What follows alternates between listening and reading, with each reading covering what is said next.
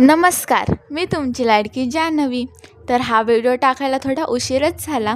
तर आम्ही दादाच्या लग्नासाठी गावी गेलो होतो, तेव्हाची ही व्हिडिओ आहे मुंबईला रिटर्न येतानाची. तर आम्ही लोणावळ्या घाटाने येत होतो, तर तिथे असे चिक्कीची खूप सारं दुकानं होती आणि मग आम्हीसुद्धा चिक्की घेण्याचं ठरवलं. इथे खूप सारे चिक्कीचे वेगवेगळे फ्लेवर्स होते. आम्ही कन्फ्यूज झालो कोणती चिक्की घ्यायची.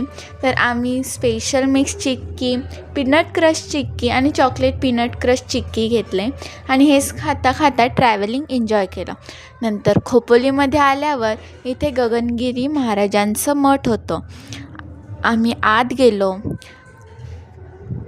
पाय धुतले आणि इथला परिसर एकदम शांत होता.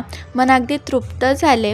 आतमध्ये गेल्यावर इथे महाराजांचा फोटो होता, पादुका होत्या आणि मूर्तीसुद्धा होती. मग आम्ही आशीर्वाद घेतला आणि पुढे गेल्यावर इथे ही नदी होती. ह्या नदीमध्ये महाराजांनी 12 वर्ष तपश्चर्या केली होती. तर आम्ही पुढे गेलो. इथे वेगवेगळ्या संत महाराजांच्या मूर्त्या होत्या आणि बाहेर निघाल्यावर अशी आम्हाला 2 माकडं दिसली.